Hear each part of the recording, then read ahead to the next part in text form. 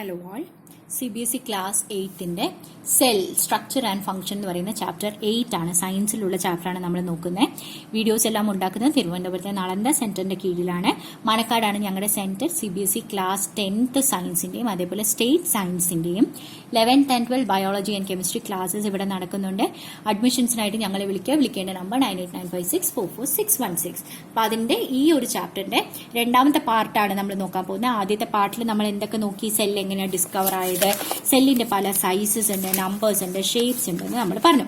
ഇനി സെല്ലിന്റെ സ്ട്രക്ചറും അതിന്റെ ഫംഗ്ഷൻസും ആണ് നമ്മൾ ഇനി ഈ ഒരു വീഡിയോയിൽ നമ്മൾ നോക്കാൻ പോകണം. അപ്പൊ സെൽസ് നമ്മൾ നോക്കിക്കഴിഞ്ഞാൽ ഓക്കെ, സെൽസില് നമ്മൾ പറഞ്ഞു പല ടൈപ്പ് ഓർഗാനിസംസ് ഉണ്ട്. ഓർഗാനിസത്തിന്റെ ഉള്ളിൽ പല ഓർഗൻസ് ഉണ്ട് എന്ന് പറഞ്ഞു. ഇപ്പൊ സെല്ലുകൾ ചേർന്നിട്ടാണ് ടിഷ്യൂസ് ഉണ്ടാവണേ, ടിഷ്യൂസ് ചേർന്നിട്ടാണ് ഓർഗൻസ് ഉണ്ടാവണേ, ഓർഗൻസ് ചേർന്നിട്ടാണ് ഓർഗൻ സിസ്റ്റം. ഇത് ഡീറ്റെയിൽ ആയിട്ട് കഴിഞ്ഞ വീഡിയോയിൽ നമ്മൾ നോക്കിയതാണ്. അപ്പൊ ഓർഗൻസ് തന്നെ സ്പെഷ്യൽ ആയിട്ടുള്ള ഇപ്പൊ സ്റ്റൊമക്ക് പോലത്തെ ഓർഗൻ ആണെങ്കിൽ സ്റ്റൊമക്ക് ഡൈജഷൻ ക്യാരി ഔട്ട് ചെയ്യും. ഇപ്പൊ പ്ലാന്റ്സിന്റെ നോക്കുകയാണെങ്കിൽ റൂട്ട് എന്ത് ചെയ്യും? റൂട്ടാണ് വെള്ളം അബ്സോർബ് ചെയ്യുന്നത്, മിനറൽസ് അബ്സോർബ് ചെയ്യുന്നത്. അതേസമയം ലീവ്സ് എന്താ ചെയ്യുന്നത്? ലീവ്സ് ആണ് ഫുഡ് ഉണ്ടാക്കുന്നത്, ഫുഡ് സിന്തസൈസ് ചെയ്യുന്നത്. അങ്ങനെ പല ഓർഗൻസും പല സ്പെഷ്യൽ ഫങ്ഷൻസും ഉണ്ടാക്കും. അതേസമയം ടിഷ്യൂസ് എന്ന് പറയുന്നത് എന്താണ്? ടിഷ്യൂസ് എന്ന് പറയുന്നത് ഗ്രൂപ്പ് ഓഫ്, ഇപ്പൊ ബ്ലഡ് എന്ന് പറയുന്നത് ഒരു പെർട്ടിക്കുലർ ടൈപ്പ് ഓഫ് ടിഷ്യൂ ആണ്. ബ്ലഡ് എന്ന് പറയുന്നത് കുറെ ഗ്രൂപ്പ് ഓഫ് സിമിലർ ടിഷ്യൂസ് ഉണ്ട്, സിമിലർ സെല്ലുകൾ ഉണ്ടാവും. സിമിലർ ആയിട്ടുള്ള സെല്ല് സിമിലർ ആയിട്ടുള്ള ഒരു സ്പെസിഫിക് ഫംഗ്ഷൻ ചെയ്യുന്നതിനെയാണ് നമ്മൾ ടിഷ്യൂസ് എന്ന് പറയുന്നത്. So group of similar cells performing specific function. അപ്പം ബ്ലഡിന്റെ പണി എന്ന് പറയുന്നത് എന്താണ്? ഒരു സ്ഥലത്ത് നിന്ന് ഭക്ഷണം വേറൊരു സ്ഥലത്തേക്ക് എത്തിക്കുക എന്നാണ് അതിന്റെ പണി എന്ന് വിചാരിച്ചോ. അപ്പൊ സ്പെസിഫിക് ആയിട്ടുള്ള എല്ലാ ബ്ലഡ് സെല്ലും സിമിലർ ആണ് കാണാൻ. ആ സിമിലർ സെൽസ് എല്ലാവരും ചേർന്നിട്ട് ഒരു പെർട്ടിക്കുലർ ഫംഗ്ഷൻ, അതായത് ഭക്ഷണം ഒരു സ്ഥലത്ത് നിന്ന് വേറെ സ്ഥലത്തേക്ക് എത്തിക്കാതുള്ള ഫംഗ്ഷൻ ചെയ്യുന്നുണ്ട്. അങ്ങനെയുള്ള എല്ലാ സിമിലർ സെൽസിനെയും നമ്മൾ ഒരു പെർട്ടിക്കുലർ ടിഷ്യൂ ആണെന്ന് പറയാം. അപ്പൊ ബ്ലഡിന്റെ പണി അത് മാത്രമല്ല എന്ന് വിചാരിക്കരുത്. കൊച്ചുകുട്ടികളായത് കാരണം ഞാൻ അത്രയും ലെവലിൽ മാത്രമേ പറഞ്ഞു തരുന്നുള്ളൂ. ഓക്കെ, നമുക്ക് ഹയർ ക്ലാസ്സസിൽ ബ്ലഡിനെ കുറിച്ചൊക്കെ ഡീറ്റെയിൽ ആയിട്ട് നമുക്ക് പഠിക്കാനുണ്ട്. ഓക്കെ, അപ്പൊ ഇത്രയും സംഭവങ്ങൾ മനസ്സിലായോ? അപ്പൊ ഇനി എന്താ പഠിക്കാനുള്ളത്? നമുക്ക് പാർട്സ് ഓഫ് ദ സെൽ, സെല്ലിന് എന്തൊക്കെ ഭാഗങ്ങളുണ്ട്. സെല്ല് എന്ന് പറഞ്ഞാൽ ഏറ്റവും ചെറിയ സാധനമാണ്, ബേസിക് സ്ട്രക്ചർ ആണെന്ന് നമുക്കറിയാം. അപ്പൊ സെല്ലിനെ സംബന്ധിച്ചിടത്തോളം ഒരു സെൽ മെംബ്രെയിൻ ഉണ്ട്. സെൽ മെംബ്രെയിൻ എന്ന് പറഞ്ഞു കഴിഞ്ഞാൽ നമ്മുടെ വീടാണെന്ന് വിചാരിച്ചോ. വീടിന്റെ ഏറ്റവും പുറത്തുള്ള എന്താ പറയാ, റൂംസിന്റെ ഒക്കെ ഏറ്റവും വാൾസിന്, അതിനെയാണ് നമ്മൾ പറയുന്നത് സെൽ മെംബ്രെയിൻ എന്ന്. ഓക്കെ, അപ്പൊ ഇങ്ങനെ ഒരു വീടുണ്ടെങ്കിൽ ഈ വീടിന്റെ ഈ ഭാഗങ്ങൾ ഇതൊക്കെയാണ് സെൽ മെംബ്രെയിൻ എന്ന് പറയണത്. ഓക്കെ, ഇത്രയും ഓക്കെ ആണല്ലോ. ഇതെല്ലാമാണ് സെൽ മെംബ്രെയിൻ. ഇനി സെൽ വാള്, ചില വീടുകൾക്ക് ചുറ്റുമതിലുണ്ട്. ഓക്കെ, ചുറ്റുമതിൽ, നമ്മളിവിടെ മതിൽ വെക്കില്ലേ. അപ്പൊ ഏതൊക്കെ സെല്ലുകൾക്കാണ് സെൽ വാൾ ഉള്ളത്? നമ്മൾ കഴിഞ്ഞ വീഡിയോയിൽ നോക്കി. പ്ലാന്റ്സിന്റെ സെല്ലിനും ബാക്ടീരിയൽ സെല്ലിനും മാത്രമേ മതിലുള്ളൂ. ബാക്കി എല്ലാവർക്കും സെൽ മെംബ്രെയിനേ ഉള്ളൂ. പ്ലാന്റ്സിനും ബാക്ടീരിയക്കും സെൽ മെംബ്രെയിനും ഉണ്ട്. അവർക്ക് വീടിന്റെ ചുവരുകളും ഉണ്ട്. അപ്പൊ ഈ സെൽ മെംബ്രെയിൻ എന്ന് പറയുന്നത് ചുവരാണെന്ന് വിചാരിച്ചോ. സെൽ വാൾ എന്ന് പറയുന്നത് എന്താണ്? പ്ലാന്റ്സിനും ബാക്ടീരിയക്കും മാത്രമുള്ളതാണ്, ചുറ്റുമതിൽ അവർക്ക് മാത്രമാണ് ഉള്ളത്. ഓക്കെ, ഇനി അകത്ത് സൈറ്റോപ്ലാസം ഉണ്ട്. മനസ്സിലായോ? സൈറ്റോപ്ലാസം ഉണ്ട്. അതിൻ്റെ ഉള്ളിൽ ഏറ്റവും സെന്റർ ആയിട്ട് ന്യൂക്ലിയസ് എന്ന് പറയുന്ന സ്ഥലവും ഉണ്ട്. ഇത്രയും സംഭവം മനസ്സിലായോ? അപ്പൊ കഴിഞ്ഞ വീഡിയോയിൽ നമ്മൾ പറഞ്ഞു സെൽ മെംബ്രെയിൻ, നമ്മുടെ സെല്ലിന്റെ ഷേപ്പ് എന്ന് പറയുന്ന ആരാണ് കൊടുക്കുന്നത്? Cell membrane. നമ്മൾ പറഞ്ഞില്ലേ, വീടിന്റെ അളവ്, വീടിന്റെ ലുക്ക് ആരാ കൊടുക്കുന്നത്? ഈ ചുവരുകളാണ് അല്ലെ. അപ്പൊ സെൽ മെംബ്രെയിൻ ആണ് അൾട്ടിമേറ്റ്ലി, പുറത്തെ ചുവരുകളാണ് വീടിന്റെ സ്ട്രക്ചർ കൊടുക്കുന്നത്. അതേപോലെ സെൽ മെംബ്രെയിൻ ആണ് നമ്മുടെ സെല്ലിന്റെ സ്ട്രക്ചർ ഡിറ്റർമിൻ ചെയ്യുന്നത്. അപ്പൊ പാർട്സ് ഓഫ് സെൽ മെംബ്രെയിൻ ഉണ്ട്. ചില സെല്ലുകൾക്ക്, ബാക്ടീരിയൽ ആൻഡ് പ്ലാന്റ് സെല്ലിന് മാത്രം സെൽ വാൾ ഉണ്ട്. ഉള്ളിൽ സൈറ്റോപ്ലാസം ഉണ്ട്. പിന്നെ ന്യൂക്ലിയസ് എന്ന് പറയുന്ന വളരെ ഇമ്പോർട്ടന്റ് ആയിട്ടുള്ള ഭാഗവും കൂടിയുണ്ട്. അപ്പൊ ഇനി നമുക്ക് ഓരോരോ ഭാഗമായിട്ട് കുറച്ചും കൂടി ഇലാബറേറ്റ് ചെയ്ത് പഠിക്കാം. സെൽ മെംബ്രെയിനിന് വേറൊരു പേരാണ് പ്ലാസ്മ മെംബ്രെയിൻ. സെൽ മെംബ്രെയിനിൽ അവിടെ കുറച്ച് പോറസ് ആണ്, ഓട്ടകളുണ്ട്. അത് നമ്മുടെ വാതില്, ജനൽ പോലെ പോറസ് ആണ്, കുറച്ച് ഓട്ടകളുണ്ട്. അതിൽ കൂടിയിട്ട് സെലക്റ്റീവായിട്ട് നമ്മുടെ വീടിന്റെ ഉള്ളിലേക്ക് എല്ലാവരെയും കയറ്റി വിടുവോ? ഇല്ല. എല്ലാവരെയും പുറത്തിറക്കി വിടുവോ? കൊച്ചു പിള്ളേരാണെങ്കിൽ പുറത്തിറക്കില്ലല്ലോ. So selective movement of particle into and outside the cell. അപ്പൊ സെല്ലിന്റെ ഉള്ളിലേക്ക് ചില സാധനങ്ങളെ കയറ്റി വിടും, ചില സാധനങ്ങളെ ഇറക്കി വിടും. എല്ലാ സാധനങ്ങളെയും കയറ്റില്ല, എല്ലാ സാധനങ്ങളെയും പുറത്തിറക്കില്ല. സോ മെംബ്രെയിൻ ഇസ് പോറസ്, ഓട്ടകൾ ഉണ്ട് അവിടെ and it allows selective movement of material into and out of the cell. Okay, cell മെംബ്രെയിന്റെ ഒരു മേജർ ഫംഗ്ഷൻ എന്ന് പറയുന്നത് അതാണ്. ഓക്കെ, അതേപോലെ ഒരു സെല്ലും വേറൊരു സെല്ലും തമ്മിൽ സെപ്പറേഷൻ വരുന്നത് ഈ സെൽ മെംബ്രെയിൻ കാരണമാണ്. It separate cell from one another. അതേപോലെ it separate cell from it സറൗണ്ടിങ്ങിൽ നിന്നും ഇതിനെ സെല്ലിനെ സെപ്പറേറ്റ് ചെയ്ത് നിർത്തും. അപ്പൊ എന്തൊക്കെ ഫംഗ്ഷൻസ് ആണുള്ളത്? Cell membrane is porous and allows selective ആയിട്ടുള്ള movement of material into and out of the cell. ഒരു സെല്ലിനെയും വേറൊരു സെല്ലിനെയും തമ്മിൽ സെപ്പറേറ്റ് ചെയ്യുന്നത്, ഒരു സെല്ലിനെ അതിന്റെ സറൗണ്ടിങ്ങിൽ നിന്ന് സെപ്പറേറ്റ് ചെയ്യുന്നത് സെൽ മെംബ്രെയിൻ ആണ്. ഇനി സെൽ വാൾ, നമ്മൾ നേരത്തെ പറഞ്ഞു പ്ലാന്റിന്റെയും ബാക്ടീരിയൽ സെല്ലിന് മാത്രമാണ് നമ്മുടെ സെൽ വാളുകൾ ഉള്ളത്. അതൊരു അഡീഷണൽ കവറിംഗ് ആണ് ഈ സെൽ വാൾ എന്ന് പറയുന്ന സാധനം. സെൽ വാളിന്റെ പ്രത്യേകത എന്താ? ഭയങ്കര റിജിഡിറ്റി കൊടുക്കും, ഭയങ്കര സ്ട്രെങ്ത് കൊടുക്കും. അതേപോലെ ഷേപ്പ് സെല്ലിന് കൊടുക്കുന്നത് സെൽ വാൾ ആണ്. അപ്പൊ എന്തുകൊണ്ട് ഈ പ്ലാന്റ്സിന് മാത്രമല്ല, ഈ പ്ലാന്റ്സിനാണെന്നുണ്ടെങ്കിൽ ഉണ്ടല്ലോ കുറച്ച് എക്സ്ട്രാ പ്രൊട്ടക്ഷൻ ഭയങ്കര ആവശ്യമാണ്. കാരണം എന്താ? പ്ലാന്റ്സിനെ സംബന്ധിച്ചിടത്തോളം അതിന് ഓടിപ്പോവാൻ പറ്റില്ല, അത് പെർമനന്റ് ആയിട്ട് നിൽക്കുകയാണ് അല്ലെ. അപ്പൊ ടെമ്പറേച്ചർ വേരി ചെയ്യും, ഭയങ്കര വിൻഡിന്റെ ഭയങ്കര സ്പീഡ് ഉണ്ടാവും. അതേപോലെ അറ്റ്മോസ്ഫിയറിക് മോയ്സ്ചർ ഇങ്ങനെ മാറിക്കൊണ്ടിരിക്കും, ഈർപ്പം വന്നുകൊണ്ടിരിക്കും, ഭയങ്കര കാറ്റ്, അതേപോലെ ഫുൾ ടെമ്പറേച്ചർ കൂടി കുറഞ്ഞ് അങ്ങനെ ആയിക്കൊണ്ടിരിക്കും. അനിമൽസിനാണെങ്കിൽ ഒരു സ്ഥലത്ത് നിന്ന് വേറൊരു സ്ഥലത്തേക്ക് പോവാം, ഷെയ്ഡുള്ള സ്ഥലത്തേക്ക് പോവാം, വെള്ളം കൂടുതൽ കിട്ടുന്ന സ്ഥലത്തേക്ക് പോവാം. പക്ഷെ പ്ലാന്റ്സിനെ സംബന്ധിച്ചിടത്തോളം അതിന് നീങ്ങാൻ പറ്റില്ല. അതുകൊണ്ട് they need additional protection as they cannot move. അതുകൊണ്ടാണ് ഒരു എക്സ്ട്രാ പ്രൊട്ടക്ഷൻ ആയിട്ട് സെൽ വാള് കൊടുത്തേക്കണം. അപ്പൊ സെൽ വാളും നമ്മൾ പഠിച്ചു. അപ്പൊ സെൽ മെംബ്രെയിനും കഴിഞ്ഞു, അതേപോലെ സെൽ വാളും പഠിച്ചു. ഇനി മൈക്രോസ്കോപ്പിൽ കൂടിയിട്ട് നമ്മളൊരു സെല്ലിനെ നോക്കാൻ പോവാണെന്ന് വിചാരിച്ചു. അതെങ്ങനെയാ നോക്കണമെന്ന് വെച്ച് കഴിഞ്ഞാൽ എടുത്തിട്ടുണ്ട് ഒണിയൻ, നമ്മുടെ ഉള്ളിയുടെ പുറത്തെ തോടെടുത്തിട്ട് ഒണിയൻ ബൾബ് നിന്ന് ഒരേതൾ മാത്രം എടുത്തിട്ട് അതിൻ്റെ ഒരു തിൻ ലെയർ എടുത്തു. തിൻ ലെയർ പീൽ ഓഫ് ചെയ്തിട്ട് നമ്മൾ ഒരു തുള്ളി വെള്ളം, ഒരു ഡ്രോപ്പ് വെള്ളം ഒരു ഗ്ലാസ് സ്ലൈഡിൽ നമ്മൾ ഇടും. എന്നിട്ട് ഈ തിൻ ലെയറിനെ അതിൻ്റെ മുകളിൽ വെക്കും. ഫോർസിപ്സ് വെച്ചിട്ടായിരിക്കും നമ്മൾ തിൻ ലെയർ എടുക്കണം കേട്ടോ, ഫോർസിപ്സ് അല്ലെങ്കിൽ ബ്ലേഡ് വെച്ചിട്ട്. എന്നിട്ട് അതിന്റെ മുകളിൽ മെത്തിലീൻ ബ്ലൂ എന്ന് പറഞ്ഞിട്ട് ഒരു ഡൈ അപ്ലൈ ചെയ്യും. മെത്തിലീൻ ബ്ലൂ സൊല്യൂഷൻ അതിന്റെ മുകളിലേക്ക് അപ്ലൈ ചെയ്യും. എന്നിട്ട് അതിന്റെ ആ ഗ്ലാസ് സ്ലൈഡിനെ നമ്മൾ അങ്ങ് അടയ്ക്കും, ഒരു കവർ സ്ലിപ്പ് വെച്ചിട്ട് അടയ്ക്കും. ഇതിന്റെ ഇടയിൽ എയർ ബബിൾസ് ഒന്നും ഉണ്ടാവാൻ പാടില്ല, അങ്ങനെയാണ് അത് അടയ്ക്കണം. അപ്പൊ ഇങ്ങനെ ഒരു സ്ലൈഡിലാണ് നമ്മൾ ഓണിയൻ പീൽ വെക്കണം. മെത്തിലീൻ ബ്ലൂ അപ്ലൈ ചെയ്തു, എന്നിട്ട് നമ്മൾ വേറൊരു സ്ലൈഡ് വെച്ചിട്ട് ഇതിനെ അടയ്ക്കും. അപ്പൊ അതിന്റെ ഇടയിൽ, അപ്പൊ ഗ്ലാസ് ആയത് തന്നെ നമുക്ക് കാണാൻ പറ്റും, ഇതിന്റെ ഇടയിൽ എയർ ബബിൾസ് ഒന്നും ഉണ്ടാവാൻ പാടില്ല. എന്നിട്ടാണ് സ്ലൈഡിൽ നോക്കണം. ഓക്കെ, അപ്പൊ ഇങ്ങനെയാണ് നമ്മൾ നോക്കുന്നത്. അപ്പൊ അങ്ങനെ നോക്കുമ്പോൾ ഉണ്ടല്ലോ നമുക്ക് boundary of the cell membrane കാണാൻ പറ്റും. ചില കേസസ് ആണെങ്കിൽ ഓണിയൻ ആണെങ്കിൽ പ്ലാന്റ് സെല്ലാണ്. അപ്പൊ ഒബ്വിയസ്ലി നമുക്ക് സെൽ മെംബ്രെയിന് ചുറ്റും സെൽ വാള് നമുക്ക് കാണാൻ പറ്റും. മാത്രല്ല നടുക്ക് സെന്ററിൽ ഒരു ഡെൻസ് ആയിട്ടുള്ള ഒരു റൗണ്ട് ബോഡി നമുക്ക് കാണാൻ പറ്റും. അതിന്റെ പേരാണ് ന്യൂക്ലിയസ്. അപ്പൊ നടുക്കുള്ള ഡെൻസ് ബോഡിയുടെ പേര് ന്യൂക്ലിയസ്. ഇനി ഇതിന്റെ ഇടയിൽ സെൽ മെംബ്രെയിന്റെയും ന്യൂക്ലിയസിന്റെ ഇടയിൽ ജെല്ലി പോലത്തെ ഒരു സാധനം ഉണ്ട്. Jelly like substance between nucleus and cell membrane which is സൈറ്റോപ്ലാസവും നമുക്ക് കാണാൻ പറ്റും.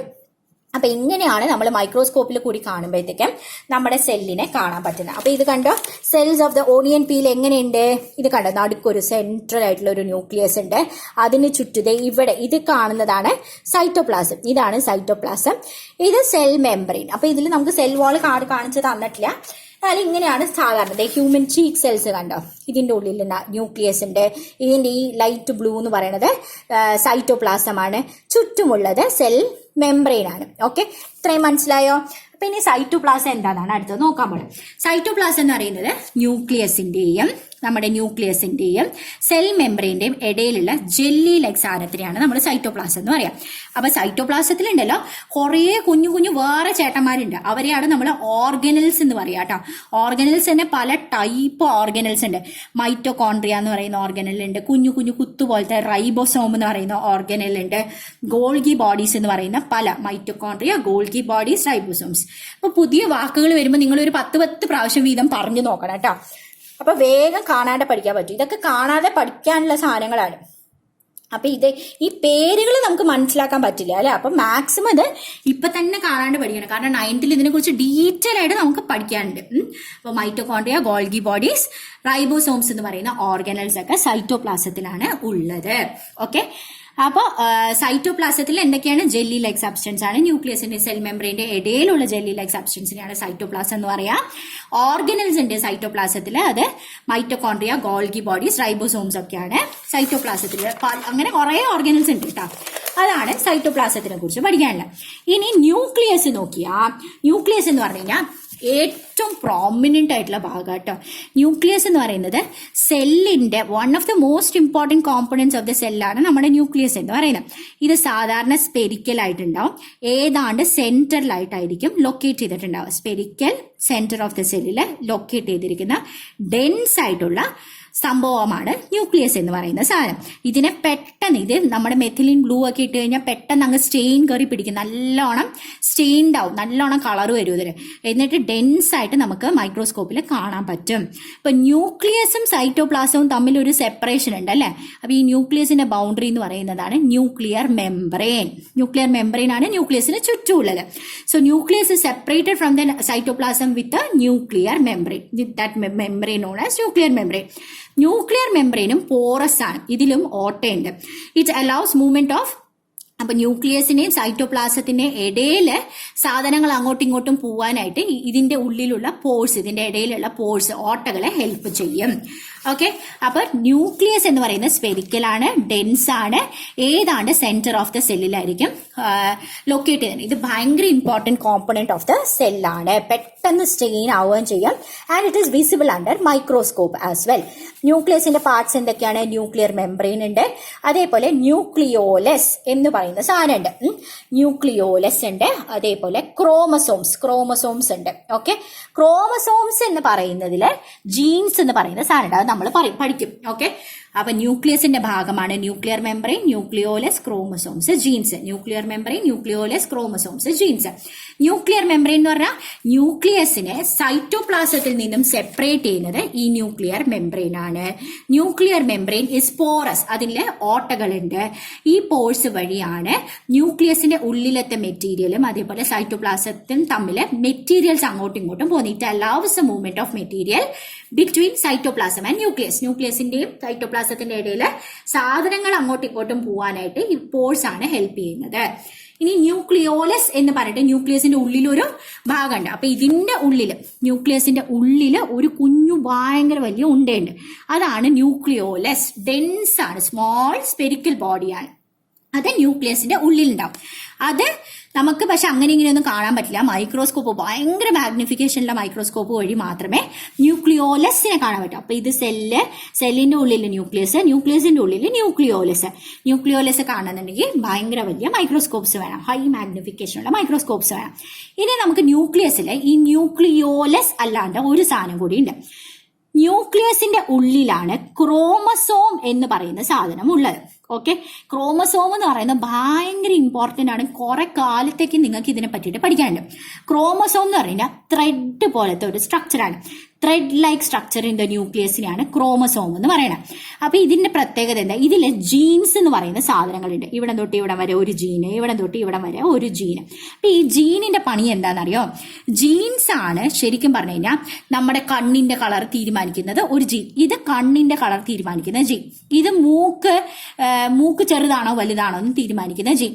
ഇത് നമ്മുടെ സ്കിന്നിന്റെ കളർ തീരുമാനിക്കുന്ന ജീൻ. ഇങ്ങനെ കുറെ കോഡുകളുണ്ട്. ഇതിലെന്തെങ്കിലും മാറ്റം ഉണ്ടെങ്കിൽ എന്റെ കണ്ണിന്റെ കളർ ബ്രൗൺ ആവും, ഇതിലെന്തെങ്കിലും മാറ്റം ഉണ്ടെങ്കിൽ എന്റെ കണ്ണിന്റെ കളർ ബ്ലാക്ക് ആവും. അപ്പൊ ഇതിലെന്തെങ്കിലും മാറ്റം ഉണ്ടെങ്കിൽ എന്റെ മൂക്ക് വളഞ്ഞിരിക്കും, ഇതിലെന്തെങ്കിലും മാറ്റം ഉണ്ടെങ്കിൽ ഞാൻ വെളുത്തിട്ടുണ്ടാവും. അങ്ങനെ പല ജീൻസ് ഉണ്ട്. ആ ജീൻസ് പ്രകാരമാണ് നമ്മുടെ ശരീരത്തിന്റെ എല്ലാ ഓർഗൻസും എല്ലാ ഫങ്ഷൻസും നടക്കുന്നത്. സോ ഈ ക്രോമസോം എന്ന് പറയുന്നത് ത്രെഡ് പോലത്തെ സാധനമാണ്. ഈ ത്രെഡ് ലൈക്ക് സ്ട്രക്ചറിലാണ് ജീൻസ് എന്ന് പറയുന്ന കുറെ കോഡുകൾ ഉള്ളത്. ഓക്കെ, ക്രോമസോമിന് ശരിക്കും ചുമ്മാ ഒരു സെല്ലിരിക്കുകയാണെങ്കിൽ ഈ ന്യൂക്ലിയസിന്റെ ഉള്ളിൽ ചുമ്മാ ചപ്പ് ചവറ് പോലെ ഇങ്ങനെ ക്രോമസോംസ് കിടക്കുന്നുണ്ട്. അപ്പൊ ഇതിന് പറയുന്നത് ക്രോമാറ്റിൻ ത്രെഡ്. അപ്പൊ ഇതിനെ വൃത്തിക്ക് കാണാൻ പറ്റില്ല. അതേസമയം ഈ സെല്ല് അങ്ങനെ ഡിവൈഡ് ചെയ്യാൻ പോവാന്ന് വിചാരിച്ചോ സെല്ല്. അങ്ങനെയാണെങ്കിൽ ഈ ക്രോമസോംസിനെ എനിക്ക് വ്യക്തമായിട്ട് ഇങ്ങനെ ഇങ്ങനെ ക്രോമസോംസ്. അപ്പോഴാണ് ഇങ്ങനെ നല്ല വ്യക്തമായിട്ട് കാണാൻ പറ്റുമ്പോഴാണ് ഇതിനെ ക്രോമസോം എന്ന് പറയുന്നത്. സോ സെല്ല് ഡിവൈഡ് ചെയ്യാൻ പോകുമ്പോൾ മാത്രമേ എനിക്ക് ക്രോമസോംസ് നന്നായിട്ട് കാണാൻ പറ്റുള്ളൂ. അപ്പൊ ന്യൂക്ലിയസിന്റെ ഉള്ളില് ത്രെഡ് ലൈക്ക് സ്ട്രക്ചർ ഉണ്ട്. ആ ത്രെഡ് ലൈക്ക് സ്ട്രക്ചറിൽ ജീൻസ് എന്ന് പറയുന്ന സാധനമുണ്ട്.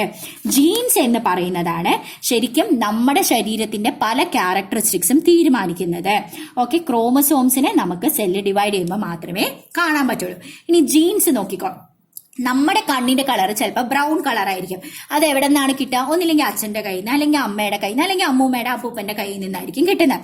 അതായത് അമ്മയുടെയോ അച്ഛന്റെയോ ക്യാരക്ടറിസ്റ്റിക്സ് എനിക്ക് ട്രാൻസ്ഫർ ആയിട്ട് വന്നു, മക്കളിലേക്ക് ട്രാൻസ്ഫർ ആയി പോയി. ഇതിനെയാണ് നമ്മൾ ഇൻഹെറിറ്റൻസ് എന്ന് പറയുന്നത്. Inheritance is A transfer of characteristics from parent two of spring. Of spring എന്ന് പറഞ്ഞാൽ കുഞ്ഞ്. അപ്പൊ ഈ ജീൻസ്, അപ്പൊ അച്ഛന്റെ ഒരു ജീൻ ഉണ്ട്, അതായത് കണ്ണിന്റെ കളർ ബ്ലാക്ക്. അമ്മയുടെ ഒരു ജീനുണ്ട്, കണ്ണിന്റെ കളർ ബ്രൗൺ. അപ്പൊ കുഞ്ഞില് വരുമ്പോഴത്തേക്കും ബ്ലാക്കിൻ്റെതും ഉണ്ടാവും, ബ്രൗണിന്റെ ജീനും ഉണ്ടാവും. പക്ഷെ കുഞ്ഞിൻ്റെത് ചിലപ്പോൾ ബ്രൗൺ കളർ കണ്ണായിട്ടായിരിക്കും വരുന്നത്, അല്ലെങ്കിൽ ബ്ലാക്ക് കളർ കണ്ണായിട്ടായിരിക്കും വരുന്നത്. അച്ഛൻ്റെത് സ്ട്രെയിറ്റ് മുടി, അമ്മയുടേത് കേൾ ചെയ്തിരിക്കുന്ന മുടി എന്ന് വിചാരിച്ചോ.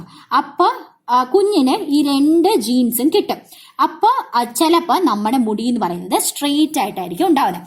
അപ്പൊ പല ടൈപ്പ് ജീൻസ് ഉണ്ട്, കുഞ്ഞിന് പല ടൈപ്പ് ജീൻ ആയിരിക്കും കിട്ടുന്നത്. പക്ഷെ ഇതിൽ ഏതെങ്കിലും ആയിരിക്കും പ്രകടമാവുന്നത്.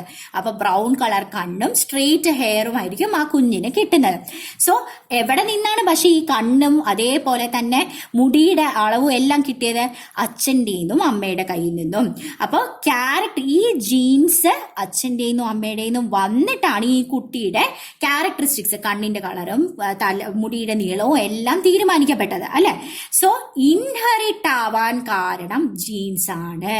So genes help in inheritance. Inheritance എന്ന് പറഞ്ഞാൽ ഈ ക്യാരക്ടറിസ്റ്റിക് കുഞ്ഞിലേക്ക് പോകുന്ന പ്രോസസ്സിനെയാണ് ഇൻഹെറിറ്റൻസ് എന്ന് പറയാം. ഈ ക്യാരക്ടറിസ്റ്റിക്സ് എല്ലാം കുഞ്ഞിലേക്ക് ട്രാൻസ്ഫർ ആവുന്ന പ്രോസസ്സിനെ ഇൻഹെറിറ്റൻസ് എന്ന് പറയും. So genes help in inheritance. അല്ലെങ്കിൽ ഇൻഹെറിറ്റൻസിന് വേറെ എന്താണ്? ക്യാരക്ടേഴ്സ് ട്രാൻസ്ഫർ ആവുക, പേരൻസിൽ നിന്നും ഓഫ് സ്പ്രിങ്ങിലേക്ക് ട്രാൻസ്ഫർ ആവുന്ന പ്രോസസ്സിനെ ഹെൽപ്പ് ചെയ്യുന്നത് ജീൻസ് ആണ്. അപ്പൊ ജീൻസിനെ നമുക്ക് യൂണിറ്റ് ഓഫ് ഇൻഹെറിറ്റൻസ് നടക്കുന്നത് തന്നെ ജീൻസ് കാരണം യൂണിറ്റ് ഓഫ് ഇൻഹെറിറ്റൻസ് എന്ന് നമുക്ക് പറയാൻ പറ്റും. അപ്പൊ ഇത്രയും സംഭവങ്ങൾ മനസ്സിലായോ? ഇനി ന്യൂക്ലിയസിന്റെ ഫങ്ഷൻസ് എന്തൊക്കെയാണ്? അപ്പൊ ജീൻസ് ആണ് ക്യാരക്ടറിസ്റ്റിക്സ് ട്രാൻസ്ഫർ ചെയ്യുന്നതിനെ കൺട്രോൾ ചെയ്യുന്നത്. പേരൻസിൽ നിന്നും ഓഫ്സ്പ്രിങ്ങിലേക്ക് ക്യാരക്ടറിസ്റ്റിക്സ് ട്രാൻസ്ഫർ ചെയ്യുന്നത്, കണ്ണിന്റെ കളറ്, മൂക്കിന്റെ വളവ് എല്ലാം ട്രാൻസ്ഫർ ആവുന്നത് കൺട്രോൾ ചെയ്യുന്നത് ജീൻസ് ആണ്. ജീൻസ് എന്ന് പറയുന്നത് ക്രോമസോമിലാണ്, ക്രോമസോം എന്ന് പറയുന്നത് ന്യൂക്ലിയസിലാണ്, ന്യൂക്ലിയസ് എന്ന് പറയുന്നത് സെല്ലിലാണ്. മറക്കാൻ പാടില്ല. ഓക്കെ, ഇങ്ങനെ പല കോമ്പിനേഷൻ ഓഫ് ജീൻസ് ഉണ്ടാവും. അങ്ങനെയാണ് നമുക്ക് പല പല കളേഴ്സും പല പല ക്യാരക്ടറിസ്റ്റിക്സും കിട്ടുന്നത്. ഓക്കെ, ഇനി ഫംഗ്ഷൻ ഓഫ് ന്യൂക്ലിയസ് എന്താണ്? ന്യൂക്ലിയസിനെ ഇപ്പൊ നമ്മൾ പഠിച്ചത്, ന്യൂക്ലിയസിന്റെ ഉള്ളിലാണ് ക്രോമസോം ഉള്ളത്, ക്രോമസോമിന്റെ ഉള്ളിലാണ് ജീൻസ് ഉള്ളത്.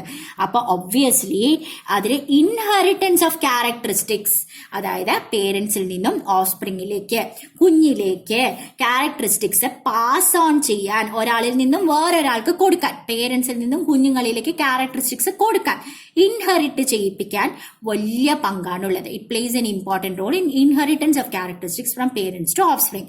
അതേപോലെ ഇതല്ലാതെ തന്നെ ഈ സെല്ലിന് പല പല ആക്ടിവിറ്റീസ് ഉണ്ട്. അതിന്റെ കൺട്രോൾ സെന്റർ, ബ്രെയിൻ എന്ന് പറയുന്ന കൺട്രോൾ സെന്റർ എന്ന് പറയുന്നത് നമ്മുടെ ന്യൂക്ലിയസ് ആണ്. ഇത്രയും സംഭവങ്ങൾ മനസ്സിലായോ? അപ്പൊ ന്യൂക്ലിയസ് ഭയങ്കര ഇമ്പോർട്ടന്റ് ആയിട്ടുള്ള പാർട്ട് ആണ്. ഓക്കെ ആണ്. ഇനി ന്യൂക്ലിയസ് എങ്ങനെയാണ് എന്നുള്ളതിനനുസരിച്ചിട്ട് ഓർഗാനിസംസ് രണ്ടായിട്ട് തിരിച്ചിട്ടുണ്ട്, പ്രോകാരിയോട്സും യൂകാരിയോട്സും.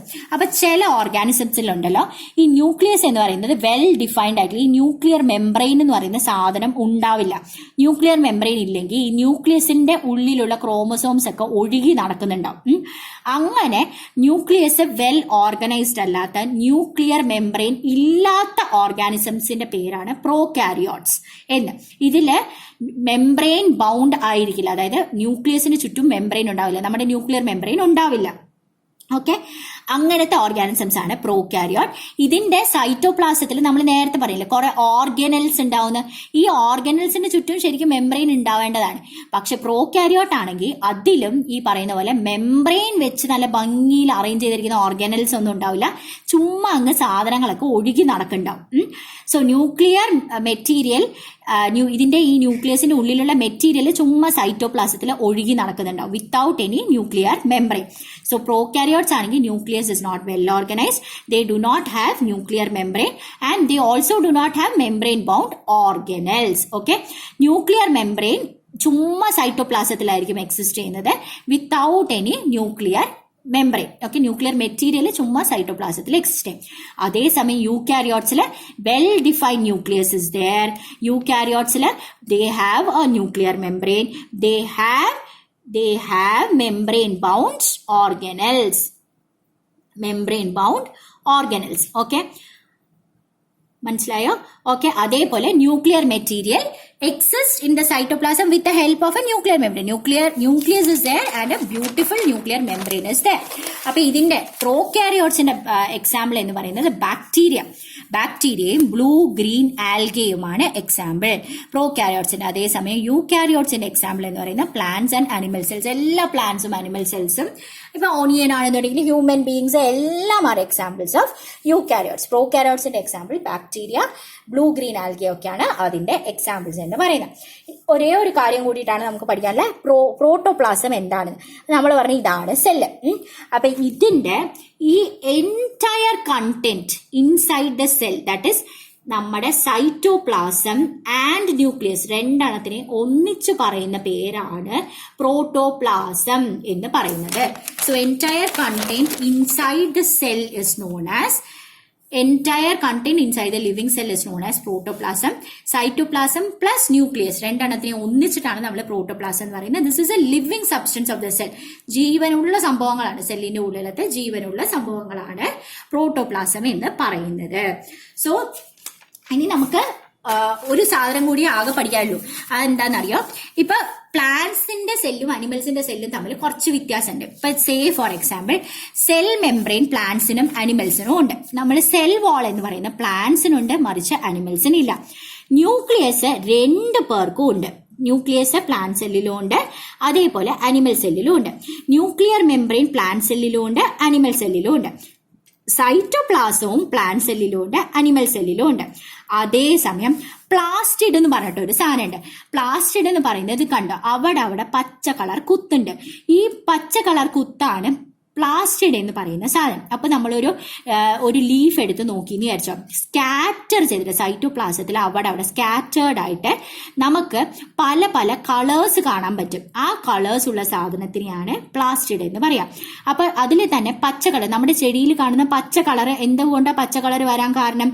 ഈ പ്ലാസ്റ്റിഡിന്റെ ഉള്ളിലുണ്ടല്ലോ ഒരു ഗ്രീൻ കളർ പിഗ്മെന്റ് ഉണ്ട്. ഗ്രീൻ കളർ കൊടുക്കണം ഒരു പിഗ്മെന്റ് ഉണ്ട്, ഒരു കെമിക്കൽ ഉണ്ട്, ഗ്രീൻ കളർ പിഗ്മെന്റ്. ആ ഗ്രീൻ കളർ പിഗ്മെന്റിനെയാണ് ക്ലോറോഫിൽ എന്ന് പറയുന്നത്. അങ്ങനെ ഗ്രീൻ കളറാണ് നമ്മുടെ പ്ലാസ്റ്റിഡിനെങ്കിൽ ക്ലോറോപ്ലാസ്റ്റ് എന്ന് പറയും. അപ്പൊ ഒന്നുകൂടി പറയാം, സൈറ്റോപ്ലാസത്തിന്റെ ഉള്ളില് പ്ലാന്റ്സിന്റെ സൈറ്റോപ്ലാസത്തിന്റെ ഉള്ളില് ചില പ്ലാന്റ്സ്, ഓൾമോസ്റ്റ് എല്ലാ പ്ലാന്റ്സ് സൈറ്റോപ്ലാസത്തിന്റെ ഉള്ളില് സ്കാറ്റേർഡ് ആയിട്ട് ആരുണ്ട്? പ്ലാസ്റ്റിഡ് ഉണ്ട്. പ്ലാസ്റ്റിഡിൽ തന്നെ പിഗ്മെന്റ്സ് ഉണ്ടാവും. They have pigments. പിഗ്മെന്റ് തന്നെ ഗ്രീൻ കളർ പിഗ്മെന്റിന്റെ പേരാണ് ക്ലോറോഫിൽ എന്നാണ് അതിന്റെ പേര്. അങ്ങനെയാണെങ്കിൽ നമ്മുടെ പ്ലാസ്റ്റിഡിന്റെ പേരെന്താണെന്നറിയോ? നെയിം ഓഫ് പ്ലാസ്റ്റിഡ്, നെയിം എന്ന് പറയുന്നത് ക്ലോറോപ്ലാസ്റ്റ് എന്നാണ് പേര്. അതേസമയം വേറെ കളർഫുൾ ആയിട്ടുള്ള പിഗ്മെന്റ് ആണെങ്കിൽ പ്ലാസ്റ്റിഡിന്റെ പേര് ക്രോമോപ്ലാസ്റ്റ് എന്നാണ് അതിന്റെ പേര്. മനസ്സിലായോ? അപ്പൊ പ്ലാസ്റ്റിഡ് തന്നെ ഇത് പ്ലാന്റ്സിൽ മാത്രമേ ഉള്ളൂ കേട്ടോ. അപ്പൊ പ്ലാസ്റ്റിഡ് സ്കാറ്റേർഡ് ആയിട്ടായിരിക്കും സൈറ്റോപ്ലാസത്തിൽ ഉണ്ടാവുന്നത്. ദേ ഹാവ് ഡിഫറെന്റ് കളേഴ്സ് ഉണ്ടാവും പ്ലാസ്റ്റിഡിൽ. ചിലതിൽ ഗ്രീൻ കളർ പിഗ്മെന്റ് ഉണ്ടാവും. ഗ്രീൻ കളർ പിഗ്മെന്റിന്റെ പേര് ക്ലോറോഫിൽ ആണ്. അഥവാ ഗ്രീൻ കളർ പിഗ്മെന്റ് ആണ് നമ്മുടെ പ്ലാസ്റ്റിഡിൽ ഉള്ളതെന്നുണ്ടെങ്കിൽ ആ പ്ലാസ്റ്റിഡിന്റെ പേര് ക്ലോറോപ്ലാസ്റ്റ് ആണ്. അതാണ് ആ ക്ലോറോപ്ലാസ്റ്റ് എന്ന് പറയുന്ന സാധനമാണ് ശരിക്കും നമ്മുടെ ലീവ്സിന് പച്ച കളർ കൊടുക്കുന്നത്. ഇതൊന്ന് നോട്ട് ചെയ്തിക്കൂടെ പിള്ളേരെ? എനിക്ക് നോട്ട് ചെയ്താൽ ടൈം കിട്ടിയില്ല. ഓക്കെ, അപ്പൊ അത് മനസ്സിലായോ? അപ്പൊ പ്ലാസ്റ്റിഡ്സ് എന്ന് പറയുന്നത് പ്ലാന്റ് സെല്ലിൽ മാത്രമേ പ്രസന്റ് ആയിട്ടുള്ളൂ, not present in animal cell. Okay, അതേപോലെ വാക്യൂൾ എന്ന് പറയുന്ന സാധനമുണ്ട്. ഇത് കണ്ടോ, ഒരു വലിയ bag like substance, bag like structure. So this bag blank ആയിട്ടുള്ള structure is known as vacuole. This is like a bag. ഇത് റിജിഡിറ്റി ഉണ്ട്, പ്ലാന്റ്സ് പൊട്ടിപ്പോവാതെ പീച്ചി പോവാണ്ട് ഉണ്ടാവും. പ്ലാന്റ്സിന് ദേ ഹാവ് എ ബിഗ് ആയിട്ടുള്ള വാക്യൂൾ ഉണ്ട്. They are use to store substances. കേട്ടോ, കുറെ സബ്സ്റ്റൻസസ്, മെയിൻലി സെൽ സാപ്പ് എന്ന് പറയുന്ന കറ ഉണ്ടാവല്ലോ, അതായിരിക്കും ഈ വാക്യൂളിന്റെ ഉള്ളിലുള്ളത്. Okay, plants have big vacuole, but then animals have small കുട്ടി വാക്യൂൾ ആയിരിക്കും. ഇതിലെവിടെ അത് കണ്ടോ, കുഞ്ഞു വാക്യൂൾ ആയിരിക്കും ആനിമൽസിന് ഉള്ളത്. ഓക്കെ, ഈ മറ്റേ പ്ലാന്റ്സിന്റെ ഒക്കെ ഒരു സെല്ലിന്റെ സ്ട്രക്ചർ പൊട്ടിപ്പോവാണ്ടിരിക്കാനായിട്ട് നമ്മുടെ സെല്ല് വാക്യൂള് ഹെൽപ്പ് ചെയ്യും. So vacuole is filled with cell sap in most of the cases. കറ എന്ന് പറയുന്ന സംഭവം വെച്ചിട്ട് ഫിൽഡ് ആയിരിക്കും. And plants have a big vacuole. Blank ആയിട്ടുള്ള ഒരു ബിഗ് ബാഗ് ലൈക്ക് സ്ട്രക്ചറാണ് വാക്യൂൾ എന്ന് പറയുന്നത്. മനസ്സിലായോ? അപ്പൊ ഈ ടേബിളും കൂടിയിട്ട് നന്നായിട്ട് പഠിച്ചു വെക്കുക കേട്ടോ. വളരെ ഇമ്പോർട്ടന്റ് ആയിട്ടുള്ള സാധനമാണ്. സോ സമയം കിട്ടുമ്പോൾ നമുക്ക് ഇതിന്റെ ക്വസ്റ്റ്യൻസും കൂടി നോക്കാം. So we are done with the chapter. ഏതാണ്ട് ഒരു 1.25 മണിക്കൂറാണ് ഈ മൊത്തം ചാപ്റ്ററിന് എടുത്തത്. നല്ലോണം റിവൈസ് ചെയ്യുക, നോട്ട്സ് എഴുതി എടുത്തിട്ട് നല്ലോണം കാണാതെ പഠിക്കാനുള്ള സാധനങ്ങളൊക്കെ കാണാതെ പഠിക്കണം, മനസ്സിലാക്കി പഠിക്കാനുള്ളതൊക്കെ മനസ്സിലാക്കിയിട്ട് പഠിക്കണം. അതേപോലെ നമ്മൾ ഈ മൊത്തം ചാപ്റ്റർ എന്താണ് പഠിച്ചതെന്നുള്ളത് ഒരിക്കൽ കാണാതെ റിവൈസ് ചെയ്ത് പറഞ്ഞു നോക്കണം. ഓക്കെ, എന്തൊക്കെ ടോപ്പിക്സ് പഠിച്ചു എന്നുള്ളത് ഓരോന്നായിട്ട് പറഞ്ഞു നോക്കണം. ഓക്കെ, മാക്സിമം കാണാതെ എത്ര മെമ്മറൈസ് ചെയ്യാമോ അത്രയും നല്ലതാണ് ഈ ചാപ്റ്റേഴ്സ് എല്ലാം. ഓക്കെ, അപ്പോൾ we are done with the chapter. നമുക്ക് നെക്സ്റ്റ് വീഡിയോയിൽ വേറെ ഒരു ചാപ്റ്റർ നോക്കാം. നിങ്ങൾക്ക് ക്ലാസ്സസ് മനസ്സിലായിട്ടുണ്ടെങ്കിൽ ദയവ് ചെയ്തിട്ട് കമന്റ് ചെയ്യുക. ഓക്കെ, ഡൗട്ട്സ് ഉണ്ടെങ്കിൽ കമന്റ്സിലിടാം. എന്നെ കൊണ്ട് പറ്റുന്നത് പോലെയൊക്കെ ഞാൻ ഡൗട്ട്സ് ക്ലാരിഫൈ ചെയ്യാനായിട്ട് ഹെൽപ്പ് ചെയ്യാം. മാക്സിമം ഷെയർ ചെയ്യുക, സീനിയേഴ്സിനോടും പറയുക. കുറേ ക്ലാസ്സസ് അപ്ലോഡ് ചെയ്യുന്നുണ്ട്. 9th-ന്റെയും 10th, 11th-ന്റെയും ഒക്കെ ക്ലാസ്സസ് ഇടാൻ നോക്കുന്നുണ്ട്. സോ മാക്സിമം സീനിയേഴ്സിന്റെ അടുത്തും ഈ ചാനലിനെ കുറിച്ചിട്ട് പറയുക. സോഷ്യൽ മീഡിയയിലൊക്കെ മാക്സിമം ഷെയർ ചെയ്യുക. Thanks a lot. See you with the next lesson. Okay, thank you.